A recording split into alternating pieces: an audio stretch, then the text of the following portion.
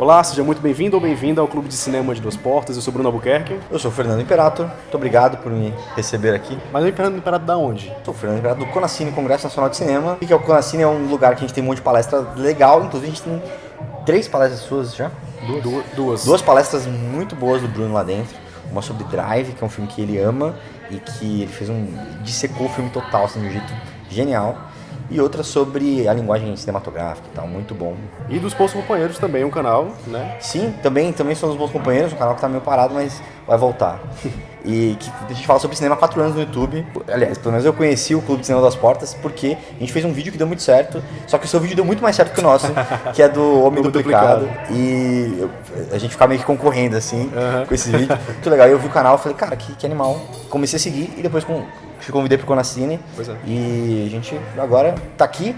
Veio aqui pra São Paulo e falei, velho, eu preciso ir lá gravar com o Bruno. E o vídeo do Homem Duplicado foi o primeiro vídeo do canal, né, cara? Tem que lembrar. Você tá disso. brincando? Foi o primeiro vídeo do canal, gravei com o celular emprestado, não sabia editar, comecei a editar por conta do vídeo. Caraca. E foi um dos vídeos até hoje mais bem sucedidos do canal. E é um Esse vídeo filme que mudou sua vida, cara. mudou minha vida. O Denis Villeneuve mudou minha vida, né? Inclusive eu tatuei a Olha chegada, aí, né? caralho. Comecei a gravar o canal por conta daquele vídeo, continuei ele por conta dele, que deu certo.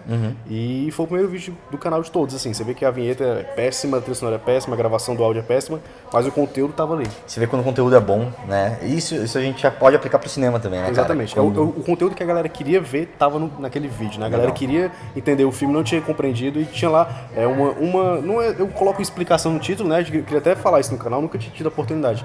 Que eu coloco explicação no título, mas eu não acho que explicação é o tipo de palavra adequada pro que a gente faz. É uma análise, pondo uma interpretação pessoal minha do filme, do que eu entendi do filme, dos significados que eu vi no filme.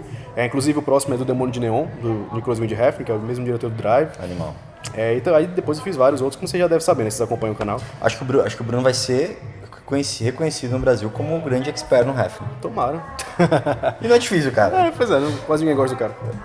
não é por isso, é porque, assim, é engraçado quando você começa a estudar cinema, você vê o quanto, às vezes, a maioria das pessoas fica um pouco na superfície, assim, quando você começa a entrar mais fundo, não é tão difícil você estar lá no top 1% de pessoas que conhecem sobre aquele assunto específico, né? Exatamente. Isso é legal. E hoje a gente vai falar do quê?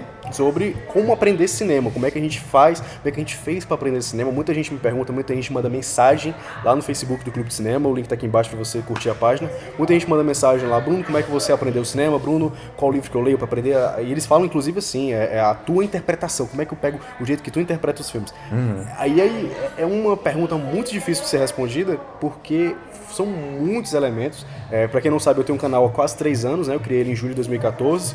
Mas eu escrevo sobre cinema desde 2008, né? Eu tive vários blogs, participei de outros blogs. Isso é a parte que ninguém sabe, assim. A galera acha que eu criei um canal no YouTube e já criei o canal e já comecei sabendo, tipo, eu criei o canal hoje e já criei o canal sabendo o conteúdo, não é assim, né? Eu acumulei durante muito tempo, durante todos esses, acho que agora eu vou fazer 9 anos já, quase 10 anos que eu escrevo sobre cinema.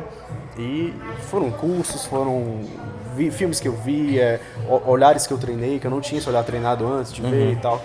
Mas enfim, a gente vai conversar hoje aqui sobre algumas formas que eu e o Imperator a gente usa pra estudar cinema. Certo, e é interessante você ter falado isso, porque realmente, assim, todo mundo quer o resultado, mas tem muita caminhada pra chegar lá. Eles não querem caminhar até chegar no destino. E assim, muitas vezes, no caso do cinema é legal, porque assim, se você gosta de verdade de cinema, a caminhada é prazerosa. Demais. Né? Você assiste bastante coisa. Pra mim, pelo menos, assim, assistir documentários sobre a história do cinema também, assistir entrevistas com diretores, cara, pra mim isso é assim, eu fico felizão se eu tiver uma semana pra assistir 30 horas de entrevista de alguém foda, eu realmente fico feliz.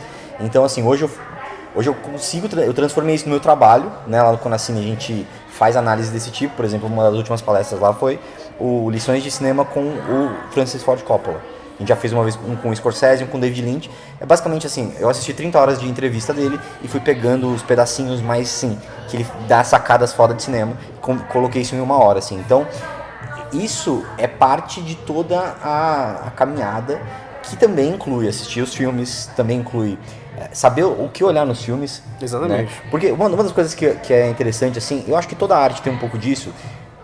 Todo mundo gosta da arte, tipo assim, você gosta de apreciar, você gosta de, sei lá, ler, contos, até fazer vídeo no YouTube, né? Assim, pô, eu gosto de fazer vídeo no YouTube. Eu vou ser um bom YouTuber? Talvez sim, talvez não. Talvez não. Né? Eu gosto de videogame. Gostar não é o suficiente, né? Não é o suficiente, porque e principalmente eu acho que isso era muito mais claro em Hollywood antiga, assim, em que o filme era visto muito mais como uma obra de operários, assim, mais do que uma obra de arte, né? Então você tinha meio que lá, todo mundo tinha o seu lugar, o roteirista, ele, sabe, ele era visto meio que como um cara que ia lá fazer as coisas, colocar numa forma, ele fazer de um jeito e tal.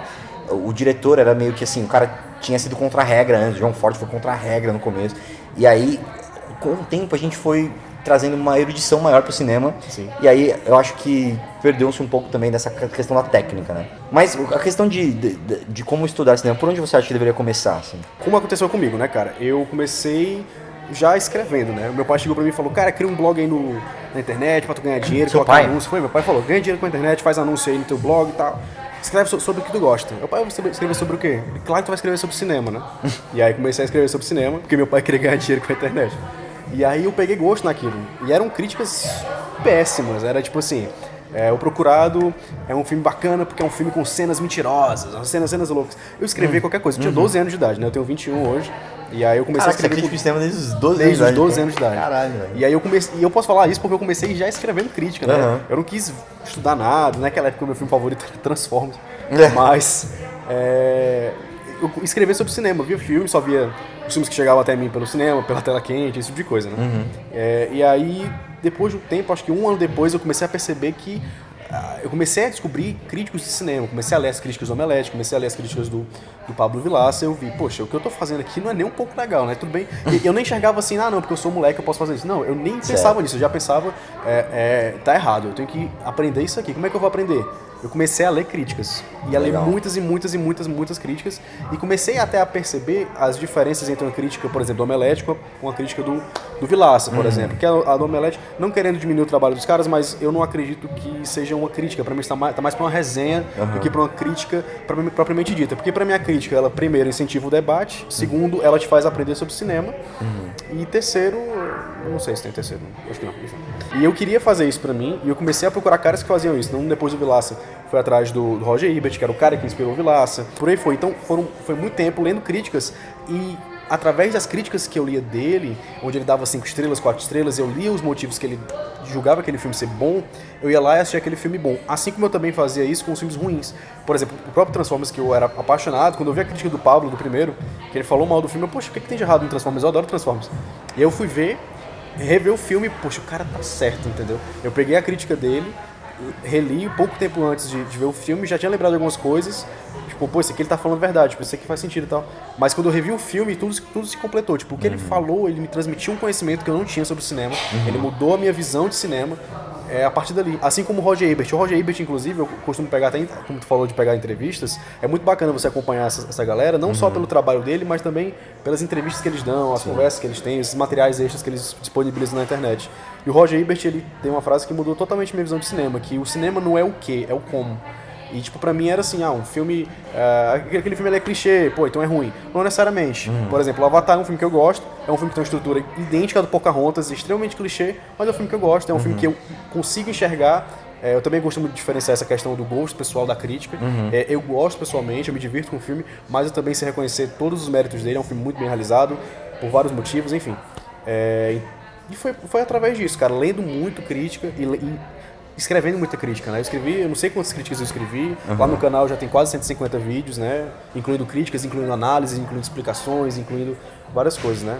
Então, o método é você praticar e você aprender com seus próprios erros, né? Eu costumo falar que eu comecei assim, criticando e aprendendo relendo as minhas críticas e sentindo vergonha do que eu tinha feito, assim como eu já fiz um canal, né? Cara, tem conteúdo que eu produzo lá, que hoje eu olho pra trás e tenho vergonha. E eu acho que esse é um ponto importantíssimo, assim. Tem uma frase que se você quer aprender de verdade, ensine pra alguém. Exatamente. Porque quando você vai ensinar, quando você vai estar na posição de professor, você se obriga, assim, até por princípio de não, sei lá, não ser desmascarado na frente de uma sala de alunos, por exemplo, a se aprofundar de verdade naquilo. Né? Se você não tem algo a perder, você raramente vai entrar o mais fundo possível. Exatamente. Então, assim, o fato de fazer crítica no YouTube, pelo menos pra mim, realmente, assim, quando você percebe que o seu trabalho não é tão bom quanto os caras que você admira, que é a coisa mais normal do mundo, porque quando você começa, você não, por definição, você é um novato, então é impossível você estar no mesmo nível do que as pessoas que você admira, e se você acha que você está no mesmo nível que as pessoas que você admira no começo, provavelmente você tem uma visão muito distorcida da sua própria obra, do seu próprio trabalho, né? Então, quando você começa e você vê aqueles caras que você admira, e você sabe que tem que chegar até ali, você sente um pouco de vergonha pelo seu trabalho, tem toda a questão da síndrome do impostor, de falar, velho, quem sou eu pra falar, pra julgar, fazer uma crítica do filme do Spielberg, uma crítica do filme do Kubrick. Só que aí você, a partir desse momento que eu percebi que eu precisava aprender mais sobre cinema, porque eu tava falando sobre cinema na internet, eu comecei a ir atrás e entrar em tudo isso. Então talvez a dica assim mais prática, no sentido de não o como, mas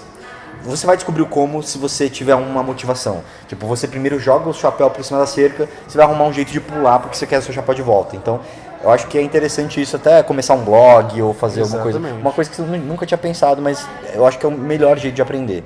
Aliás, eu vou agora falar pra todo mundo, todos os alunos do Conacine fazerem isso, porque realmente é uma sacada muito boa, cara. Outra coisa que eu acho muito interessante, assim, o que mudou muito a minha visão sobre o cinema é que, assim, eu no começo achava que pra entender sobre cinema eu tinha que assistir todos os filmes do mundo. Então, assim, eu simplesmente tenho que sentar e não tirar a bunda na cadeira e assistir todos os filmes, sei lá, pegar a lista dos 1000 filmes mais importantes da história do cinema e assistir todos. Só cortando rapidinho, você quer desmerecer a gente falando, que isso já aconteceu contigo. Você não pode ser crítico de cinema porque você não viu o filme e tal. É a pior coisa que você pode falar pra qualquer pessoa, você não pode ser aquilo porque você não viu isso.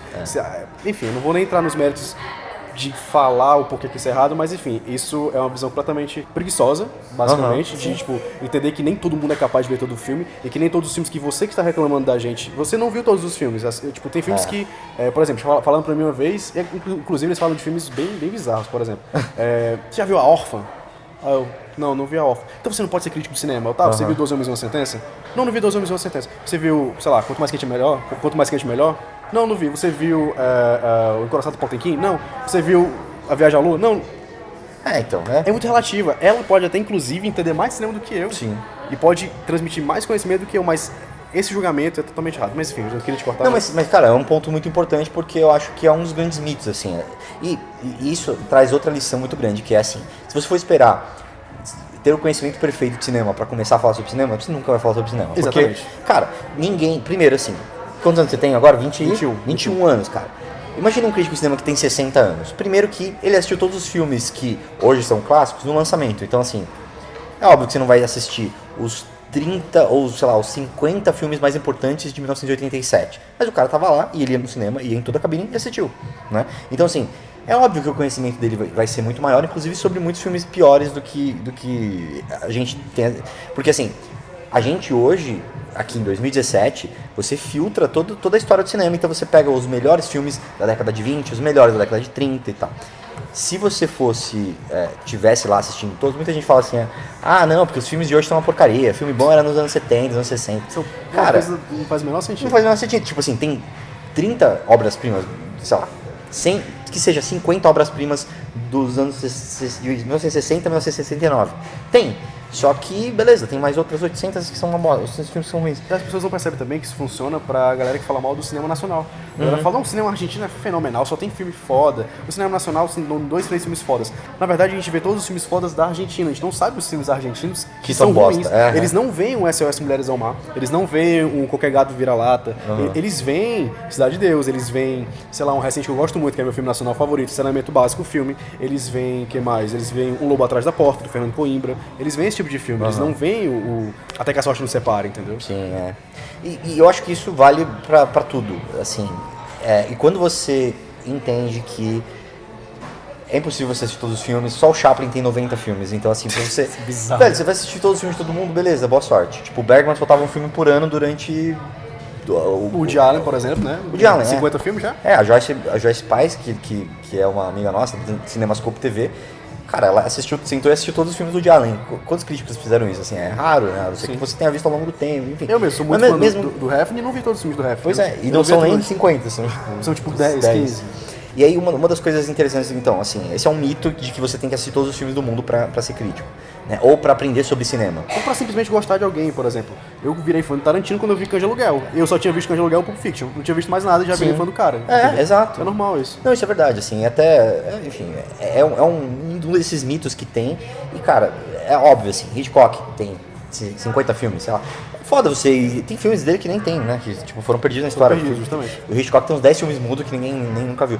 Mas assim, uma das coisas importantes de entender esse mito é que, beleza, cara, você pode entender de cinema sem ter visto tudo importante na história, beleza, esse é um ponto. O segundo ponto é, não basta, na minha opinião, você simplesmente assistir todos os filmes, se você não sabe o que olhar nos filmes. E assim, o cinema tem muito o ponto de, assim, toda a arte em geral, ela tem, a pessoa que criou, a arte é por sua natureza subjetiva, então eu acho, e isso é incrível porque eu vejo muito crítico de cinema que não tem uma vida fora do cinema. Tipo, e às vezes caras brilhantes, até o próprio Tarantino. Uma vez eu vi uma entrevista do Alex de la Iglesia, que é um diretor espanhol, falou que, velho, o Tarantino é muito massa, eu sentei, fui jantar com ele, mas ele era um cara que só falava de cinema. Ele mesmo disse que ele não casou, não teve filho, não teve mulher, porque ele só quer saber de cinema. Então, assim, beleza, eu amo os filmes do Tarantino, cara.